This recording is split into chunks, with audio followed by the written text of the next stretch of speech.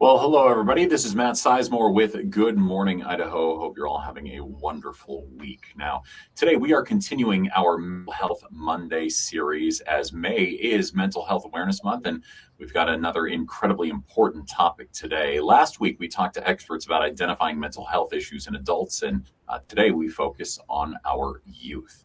Joining me to discuss this issue is Idaho Resilience Project board member Katie Francis, as well as Optum Idaho pediatric neuropsychologist, Dr. Dennis J. Woody. Thank you both so much for being here today.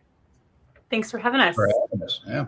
Of course. Let me start with, I'd say, arguably the most important question, which would be how can we go about identifying a mental health issue within our teens or younger children?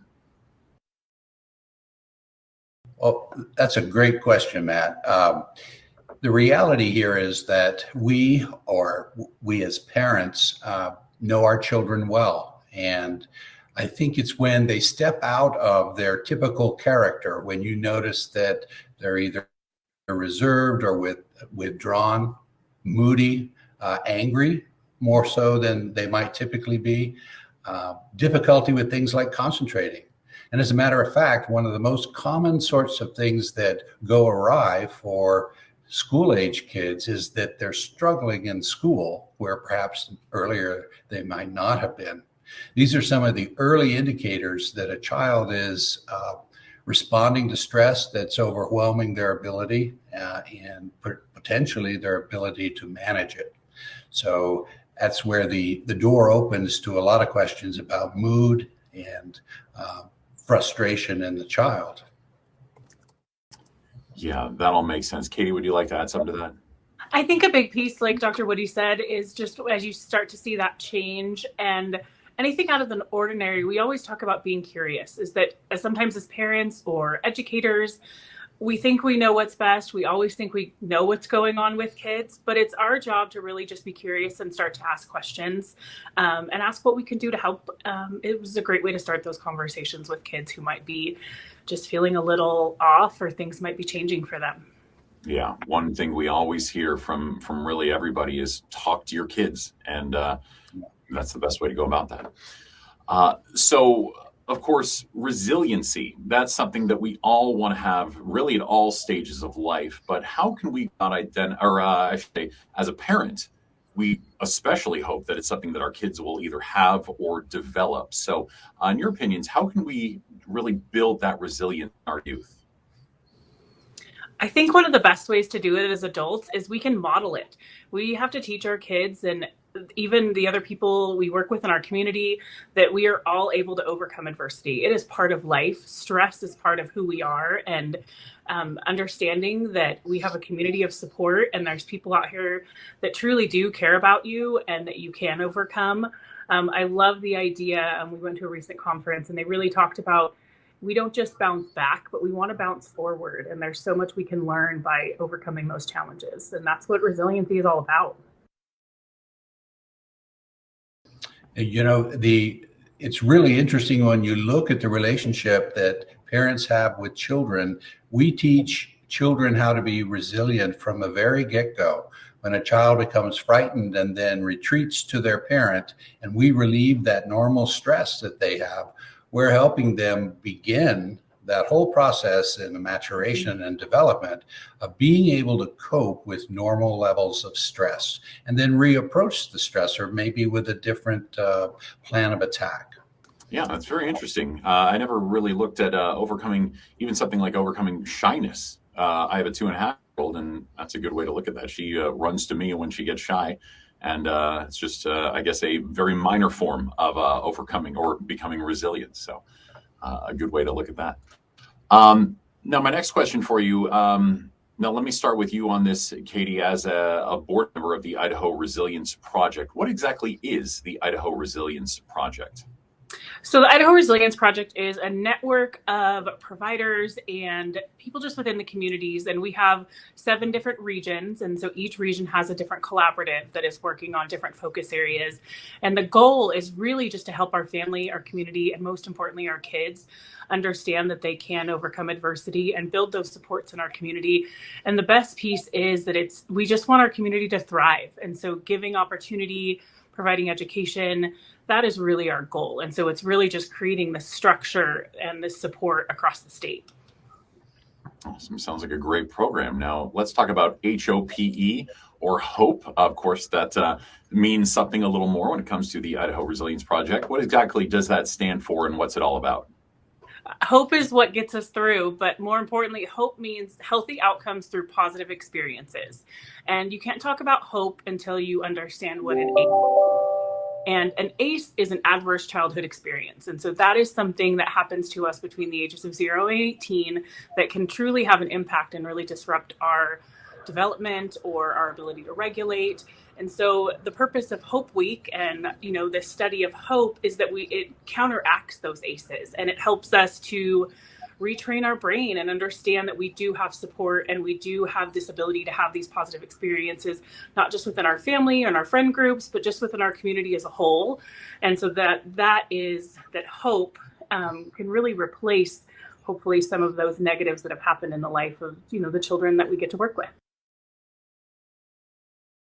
And it's actually pretty clear that even as adults, if we've experienced chronic sorts of difficulties throughout our childhood development, even as an adult, there are interventions that actually work and improve the outcomes for adults in the context of their mental health and also their physical health, including things like abdominal problems, brain problems, cancer even. So I think Katie's point here is having hope is the awareness that there is something that can be done to make the situation better. Yeah, great point. To always know that something can be made better, hopefully. Okay, so next question. Katie, I wanted to ask you another question really about, in your experience working with the Idaho Resilience Project and working with HOPE, what kind of results, what positive results have you seen from it all? It's amazing. It's when you are intentional about creating these experiences and opportunities, that's when we really find a way to connect within our communities. And that's what we do. Hope Week is coming up. It's May 8th through the 12th, and all across the state, in partnership with Opt-in Idaho, we are providing all sorts of different resources and materials for our different community partners. And when you are intentional about it, you just get to see the community come back together. And especially since the pandemic, we kind of lost touch. And so I love getting out there and getting to meet new people in the community and our neighbors. And that's really what Hope Week is all about, is just those reminders to connect face to face, not just, we're virtual today, but that's the best part, is that you really do get to get out in your community and create those positive experiences for families. Great. And Dr. Woody, in your opinion and your experience as a pediatric neuropsychologist, how important are these kind of programs? They're essential. They really are, not only at the individual level and the family level, but also at the community level. And again, to Katie's point earlier, the notion of being curious or concerned is something that is perfectly reasonable to express to someone that you have an awareness of that might not be doing well. So out in the community, we need to engender this idea that we're there to be supportive and helpful. And, when you look at it more formally, there are lots of resources when it comes to mental health counseling that can address concerns of a parent or the concerns of an adolescent teen regarding whatever it is they're feeling. Yeah, absolutely. Oh, go ahead, Katie. Nope, you're great. Oh, sorry, I thought you had something. And I wanted to ask, this question could be for either one of you, or Dr. Woody, if you wanted to start as well. How about some other resources for potential emergencies within our youth, mental health emergencies? Like I believe it was, correct me if I'm wrong, 988 is a good resource for mental health emergencies. It is. There's the Optum crisis line as well, that anyone actually can call, not just Medicaid members. We have lots of things that are occurring in the communities around the state of Idaho. Optum is supporting and facilitating mental health first aid for adults, for teens, and for youth. That's wherein a team will go in and actually train local groups about mental health crises and what is the best way to manage them. And we've found that over the last couple of years, I think about 1,700 people around Idaho have taken these courses and benefited in their own town. Wow, great. Go ahead, Katie. Yeah, and the Idaho Resilience Project, we on our website, we actually have an events page. And so what we try to do is we highlight different things that are available, and Youth Mental Health First Aid is definitely one of those events that we love to share across the state. But even more so, we have those resources available too. So findhelpidaho.org is a great one that helps to connect with services within the community. And utilizing those different resources online are great. And I know that there are a lot of programs in our area. Specifically, I'm over in Eastern Idaho. Our community family clinic is a great place for families to connect and get that support they need for kids, because we know that there is definitely a shortage. And so we really want to focus and highlight on those agencies that are available to help support families within the community. But I think also remembering that schools are a fantastic resource. School counselors and your schools, your children's teachers, those people are very well educated and have great backgrounds to help support kids. That's what they do all day. So I think remembering as parents that those are a great connection for us, and those are great people that can really help facilitate and support. They spend so much time with our kids, and so that's another great opportunity to connect. Great advice there.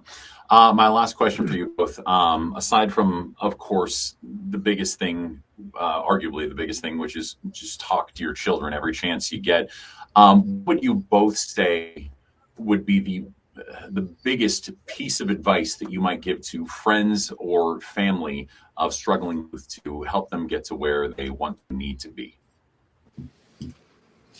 Katie?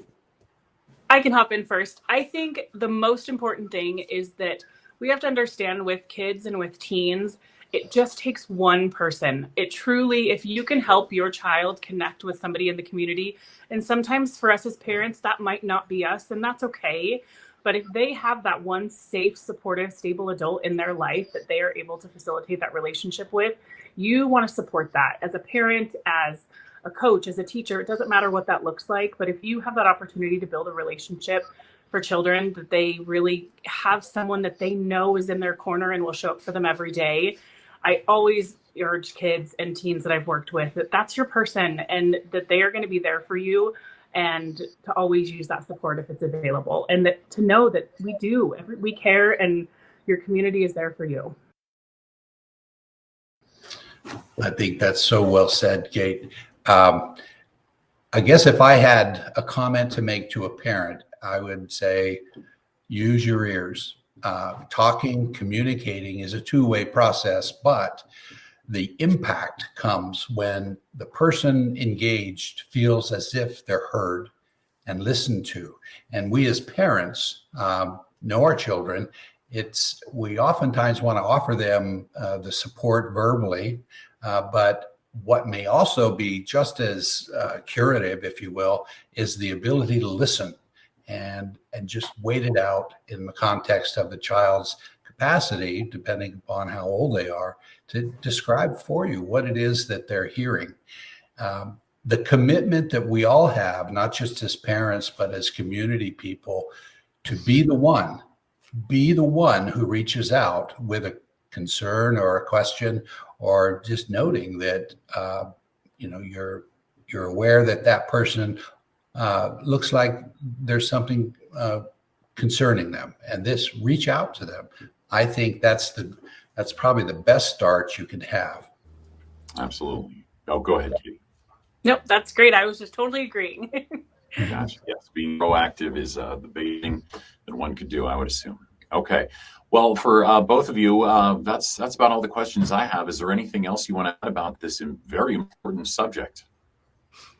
Nope. I think this is a great opportunity just to get that exposure out in our community and start these great conversations. And hopefully everybody participates in the local Hope Week events that you guys have coming up. I know we're super excited here in Eastern Idaho. We are going to have a Hope Day block party on May 13th. It's going to be great here in our community, and I'm really excited for it. So hopefully everybody gets out in the sunshine and gets to participate.